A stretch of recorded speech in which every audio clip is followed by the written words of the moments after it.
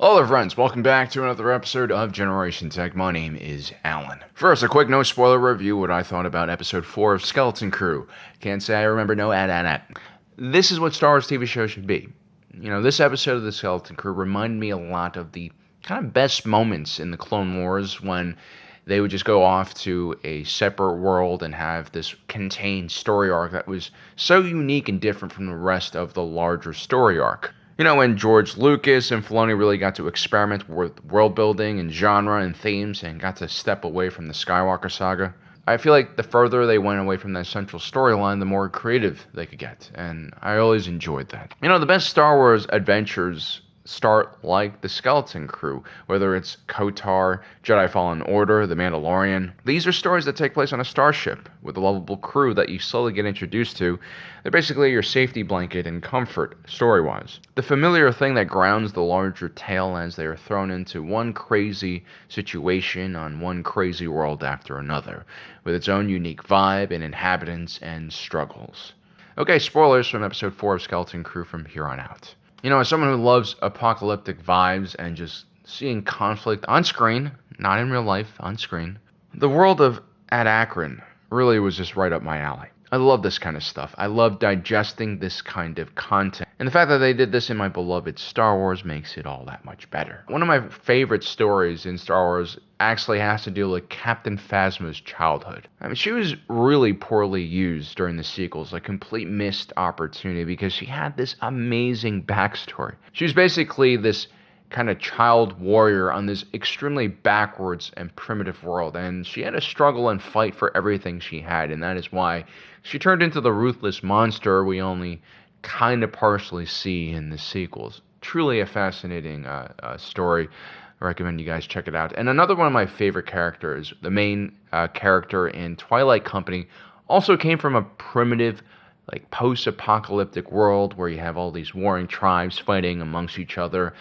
Instead, in this scenario in Twilight Company, the main character basically is given weapons by a bunch of Imperials who hope that these primitive tribals will help them in their war against the rebels. And this is during the Mid-Rim Offensive, so things are not going so well for the Empire during that period of time. And so I guess the point is, these worlds, these war-torn post-apocalyptic societies, I've always really been fascinated by this aspect of Star Wars, and I feel like we don't see it enough in the mainstream films. I've always believed that these war-torn post-apocalyptic societies probably are far more numerous in the Star Wars galaxy than you would think. I would actually argue that worlds like that are far more realistic than something, perfect like Alderaan, where everyone studies the humanities and whiffs their own farts in wine glasses. Earthy tones with a strong accent of sulfur and a note of pistachios. But yeah, I'm glad we're seeing the more messed up parts of the Star Wars galaxy, and it's not Tatooine, If you really think about it, this is what Star Wars is at its core, a dystopian galaxy. It's not as grim-dark as something like Warhammer 40k, but war is in the name of the franchise. That's what it's called, Star Wars. And what Skeleton Crew does so well in this episode is it's not just the setting that I love, it's the surprises that it throws along the way. Never expected we would see a technologically primitive, post-apocalyptic, war-torn world full of warlords and feuding tribes and what still is really a kid's show. And the best part is this fits really well with the overall narrative of where the story is going. This isn't a one-off kind of weird experiment like in the Clone Wars with George Lucas and Filoni. They had to come to this world to kind of understand what they left behind, I think. This was really important for the character's development. This all felt so natural. All because Owl Lady gave them coordinates to the wrong jewel world. One of the other 9 that isn't At Attin. I knew right away that Jadna Nawood was a good guy once he took a pot shot at that owl thing. I also really like the fact that pirates in the Star Wars galaxy use blunder blasters. Are they realistic or practical or make sense? Probably not, but are they awesome?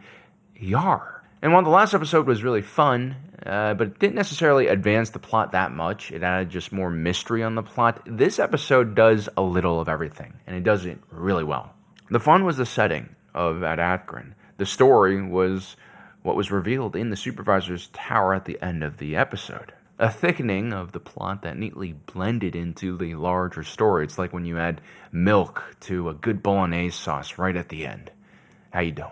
We learn that the old pirate droid is hiding something from the rest of the crew, a last command from his old pirate captain who slaughtered his entire crew and then destroyed the coordinates of At Attin once he found it, tying into why that pirate ship crashed on At Attin in the first place, and of course, thickening the plot because they're going to have to figure out another way to find their way back home. And it's most likely in the brain of that robot. I gotta say, the story, while not anything special, is really piratey and professionally well done. And it's nice to see professional writers once again return to Star Wars. This is kind of what I said with John Watson, Christopher Lloyd. No, not Christopher Ford. Christopher Ford. I said that, like, look, their Spider-Man movie was fun.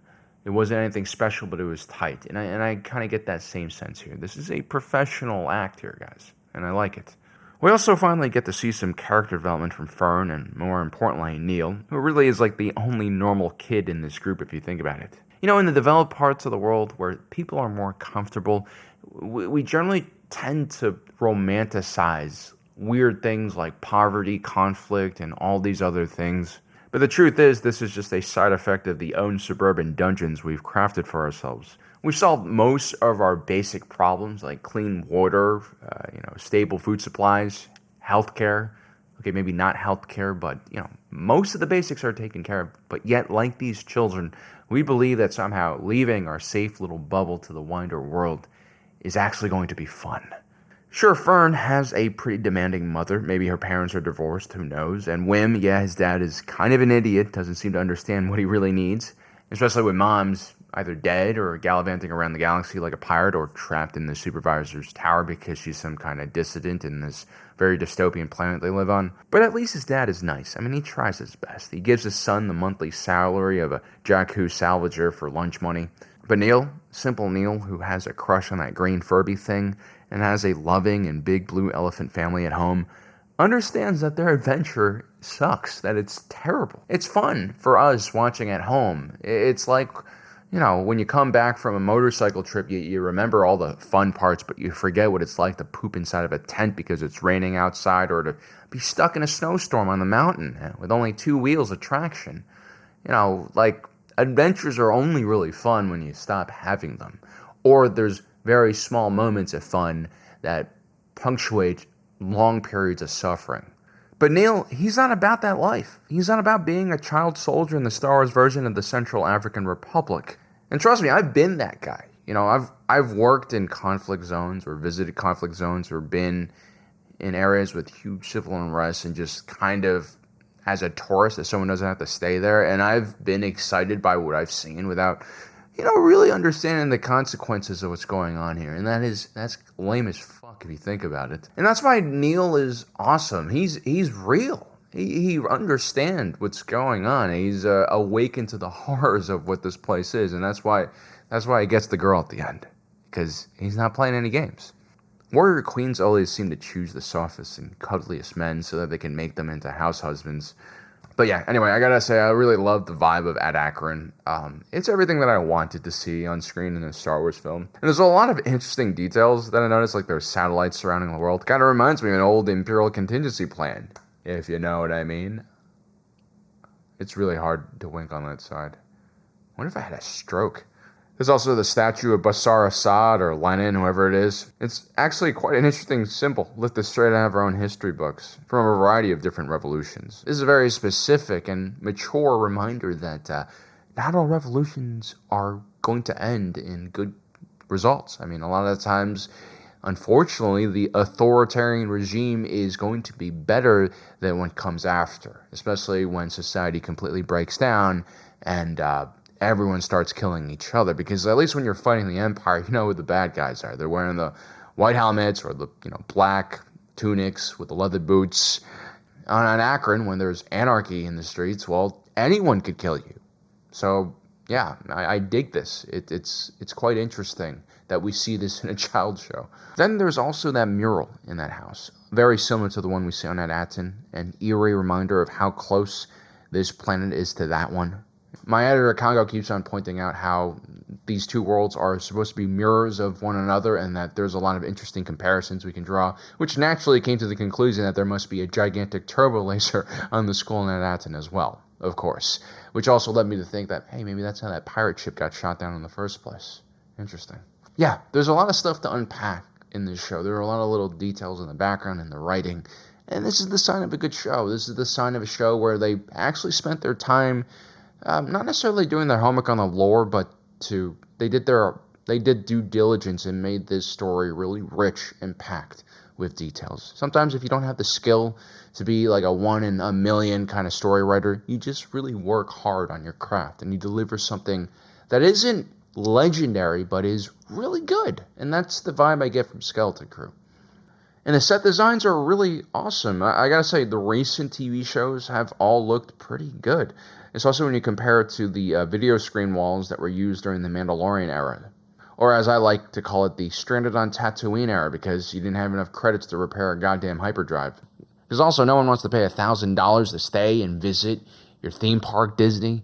I mean, it's actually cheaper to fly to Tokyo and go to Disney World there. I mean, that's how crazy Florida's getting. Like, what the hell, guys? Skeleton Crew definitely makes things look cool and engaging.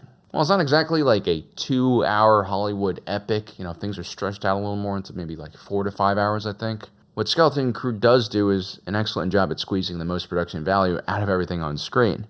I love the two factions, the Troik and the Hattons. They're ad hoc and strangely pieced together weapons with way too much firepower. I really like their mismatched armor, classic Star Wars scrapper vibes.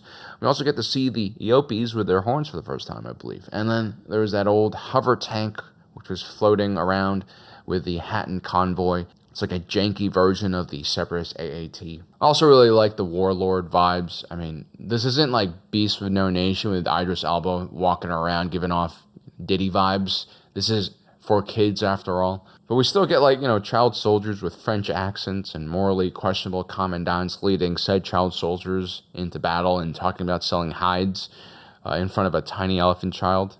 Bless your hides. Sadly, we do not concern ourselves with off-worlders beyond trading hides for ammunition. Anyone else catch that? Like, they really nailed the balance here about not freaking kids out and also entertaining the adults. And there's also nothing really that cringy in this show, which unfortunately a lot of Star Wars Disney stuff has, just like unnecessarily just cringy stuff. Well, actually, there is that scene where the Warrior Queen does that parkour flip after kissing Neil. I didn't come out of that thinking, oh, there's no parkour in Star Wars, because I'm not one of those type of YouTubers. My honest opinion was I laughed at that. I thought that was hilarious. Like, I know they probably didn't do it ironically, but I just enjoyed it. Like, that's dumb, stupid kid. but anyway, the point is, like, live life with laughter, guys. Don't find reasons to get angry. Don't try to find enemies. I mean, the weight of the world is already pretty intense, Like, let's try to find happiness and silliness where we can go. It's a fucking kid's show. Anyway, like I said in previous videos, this show is pretty predictable in a lot of ways. Like, there's a lot of moments in the show that I saw coming. But at the same time, the sheer amount of twists and unknowns are also kind of outpacing the more predictable moments, so it is kind of fun. It keeps you engaged. Like, everyone knew that the warlord with the child soldiers was bad news. That's easy to understand. But instead of them, like, eating kids or, enslaving them, he just sends them out as an advanced probing force / meat unit designed to draw enemy fire like some Russian convicts in the Donbass. That's unpredictable, and I find it hilarious. I also found it really funny imagining all the children watching this and being super nervous that Neil's head is about to explode open, like in one of those sniper scenes in Enemy at the Gates. But no, instead of getting Vasily Zaitsev, we get Jadna Nawood, who's made peace with the Hattons by buying the stolen Eppies from them and giving them back to the Troik, which means no conflict. Was I disappointed there is no bloodshed, that the kids didn't get trapped in a perfectly executed L-shaped ambush? Yes. No. This is why when I was in writer rooms, my ideas would always get thrown on the floor. I'm just weird like this. But yeah, I appreciate that they resolved this peacefully. I thought it was kind of smart how they did it, even though I wanted to see a firefight. By allowing John and Nawu to peacefully resolve this conflict, he gets a win that he really needs right now. Are you sure you'd rather have them over our best hides? How many hides? And remember, they're bossing him around right now like a slave, like a servant. This is a good turn of fortune for him. This was really smart for him to think this way. Now the kids really believe in him. They believe that he's a good guy. Maybe not a Jedi, but he's definitely watching out for them. Of course, what he's really watching out for is that treasure, but that's what makes things interesting. Yeah, so this is just a really well-written and executed show. Like, each action results in multiple consequences, which again gets the gears turning and makes you more invested in what's going on because there's so many different outcomes that could happen. And all of this is tied to a plot that has really good pacing. You know, even though we are 4 episodes into an 8-episode series, I don't feel like it's dragged on too long, and I don't feel like they don't have enough time to finish this off. I'm actually pretty certain that this show is in good hands, and I think they might pull this off. But yeah, guys, let me know in the comment section below what you thought about this episode. I was thoroughly entertained. I think this is my favorite episode so far. And as usual, don't forget to subscribe, hit that notification button down below so you don't miss on the rest of our coverage of the show.